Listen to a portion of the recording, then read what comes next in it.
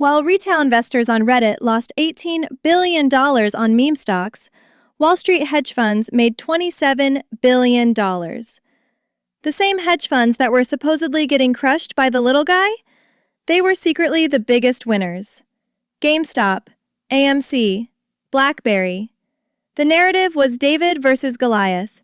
Retail investors unite to take down greedy hedge funds.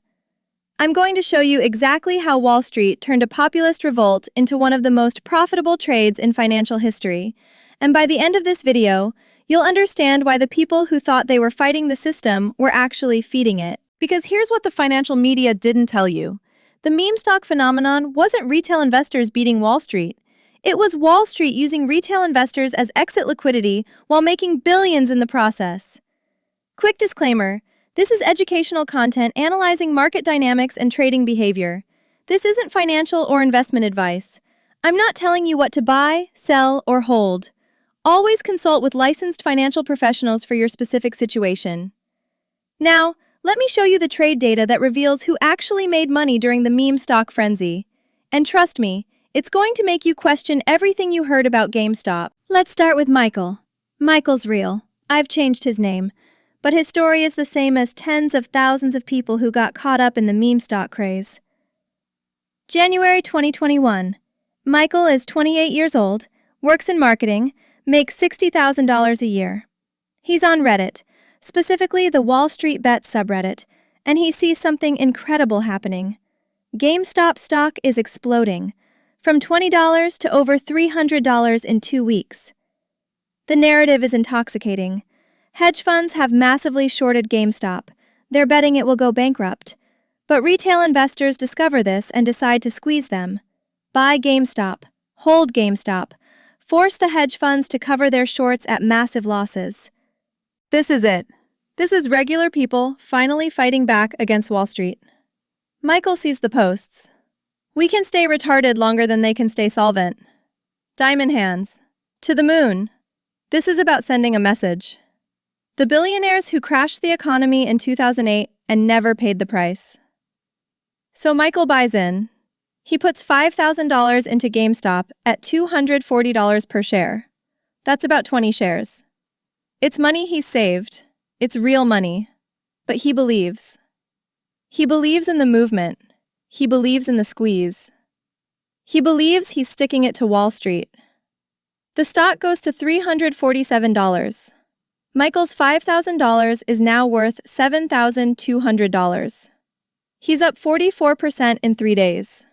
His friends on WallStreetBets are posting screenshots of six-figure gains. The media is calling it a revolution. But Michael doesn't sell, because selling is betraying the movement. Selling is helping the hedge funds. Selling makes you a paper hands. The narrative is, hold until the hedge funds have to cover. Hold until the short squeeze reaches $1,000 per share. Hold until they bleed. Hold or you're a traitor to the cause. This is what actually happened. The price exploded, then collapsed. And retail investors were holding the bag. February 2021. GameStop drops to $40. Michael's $5,000 is now worth $833. He lost 83% of his investment. But he still holds, because the community says it's manipulation. Robinhood restricted trading. That's why the price dropped. The hedge funds are using illegal tactics. The squeeze hasn't happened yet. Just hold. It's coming. Michael is still holding today. His GameStop shares are worth about $450.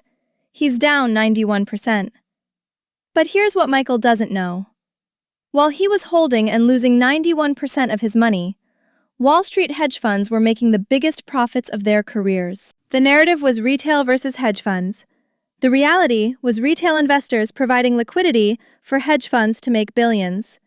And I can prove it with actual trade data. See the contradiction? Hedge funds supposedly lost $19 billion on short positions. But hedge funds also posted record profits. How is that possible? Because different hedge funds were on different sides of the trade. The hedge funds that were short early got crushed, but the hedge funds that went long, that bought GameStop and rode the retail wave up, made obscene profits.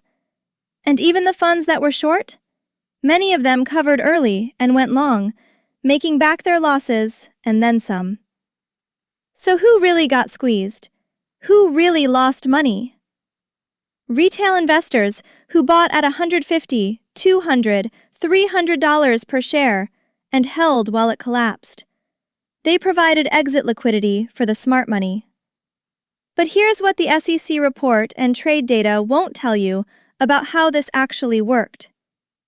Let me break down exactly how Wall Street turned the meme stock phenomenon into massive profits. Because once you understand the mechanics, you'll see it wasn't a war between retail and institutions. It was institutions using retail enthusiasm to make money on both sides of the trade. First, let's understand who was actually trading. The narrative was retail investors versus hedge funds, specifically Melvin Capital getting destroyed on their GameStop short position. And that part is true. Melvin lost 53% of their portfolio value in January 2021. But Melvin is one fund. Meanwhile, hundreds of other institutional investors, hedge funds, proprietary trading firms, market makers, were watching GameStop explode. And they did what Wall Street always does. They followed the momentum and extracted profits. Here's the timeline. January 4th, GameStop trades at $17. Retail buying starts accelerating. By January 13th, it's at $31. At this point, institutional money managers start noticing. The volume is insane. The options chain is going parabolic. Something big is happening. January 15th through January 20th. This is when the smart money gets in. They buy GameStop between $40 and $80 per share. Not because they believe in GameStop as a company, not because they're fighting hedge funds, because they can see retail momentum building and they know how to ride it. Think about it. If you're a quantitative trading firm with sophisticated algorithms, you can see the order flow. You can see millions of retail investors piling in. You know they're buying on emotion, not fundamentals. That's the perfect environment to make money. So these firms buy GameStop at $60, $70, $80. The retail frenzy accelerates. GameStop hits $150, $200, $300. And institutional traders? They're selling into that spike. They bought at $70, they sell at $250. That's a 257% gain in 2 weeks. While retail investors are posting diamond hands memes and refusing to sell, institutions are taking massive profits. Now let's talk about market makers. Companies like Citadel Securities and Virtu Financial. Their job is to provide liquidity. They profit from the bid-ask spread on every trade. During the meme stock frenzy, trading volume exploded. GameStop went from 10 million shares per day to 200 million shares per day. Market makers made money on every single one of those trades. Citadel Securities reported record revenue in Q1 2021. They made billions just from the spread on retail meme stock trades. Now here's where it gets really cynical. Remember payment for order flow? That's when brokers like Robinhood sell your trades to market makers like Citadel. During the meme stock craze, Robinhood made more money from payment for order flow in Q1 2021 than any quarter in their history. They profited massively from retail investors' trading activity. The more trades, the more money they make. So Robinhood's incentive was to keep the frenzy going as long as possible. And then there's options. This is where things get truly sophisticated. When retail investors buy call options on GameStop, market makers have to hedge by buying GameStop shares. This creates a gamma squeeze. The price goes up, which makes more calls go in the money, which requires more hedging, which pushes the price up more. Sophisticated traders knew this, so they bought call options early, triggering the gamma squeeze, then sold when retail investors piled in at the top. Retail investors thought they were squeezing hedge funds. They were actually creating profit opportunities for sophisticated options traders. The final piece, short interest data. The narrative was that hedge funds were still massively short and hadn't covered. The SEC report released 9 months later showed that most short covering happened before the peak. The January 28th price spike to $483 wasn't a short squeeze. It was a retail buying frenzy. Hedge funds had already covered.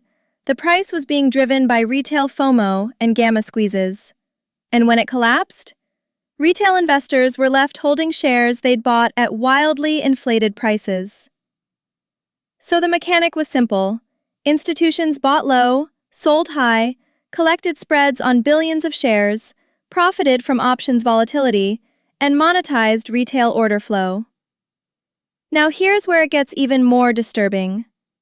Let me show you the actual numbers that prove Wall Street made billions while retail investors lost billions.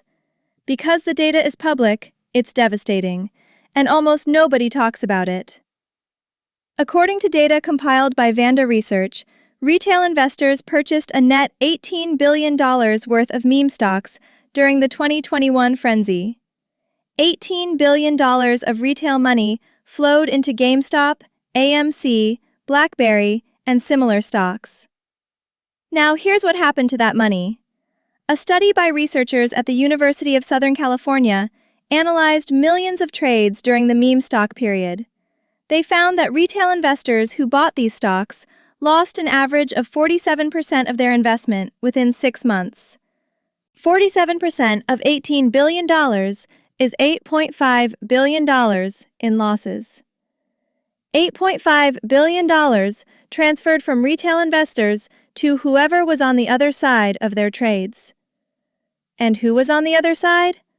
Institutional investors and market makers.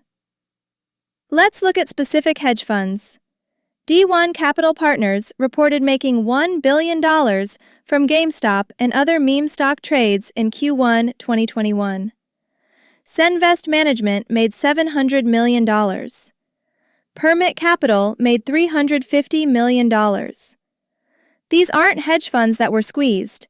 These are hedge funds that recognized the retail momentum and rode it for massive profits. They bought early, sold high, and extracted wealth from retail enthusiasm. But it gets worse. Citadel Securities, the market maker that processes most Robinhood trades, reported making $7.5 billion in revenue in 2021. Their biggest quarter? Q1 2021, right during the meme stock peak. They made money on the spread of every single retail trade. Retail investors thought they were fighting Citadel. They were literally paying Citadel with every trade they made. Now let's talk about who actually got hurt. A detailed analysis by the North American Securities Administrators Association found that 77% of retail investors who bought meme stocks lost money. The average retail investor bought GameStop at $193 per share. By the end of 2021, it was trading at $148. The average buyer lost money. The early institutional buyers made massive profits. Here's a specific case study. AMC Entertainment. In January 2021, it traded at $2. Retail investors discovered it as the next GameStop and bought aggressively. By June 2021, it hit $72. But look at the institutional ownership data. In Q1 2021, hedge fund ownership of AMC increased 38%. They were buying alongside retail.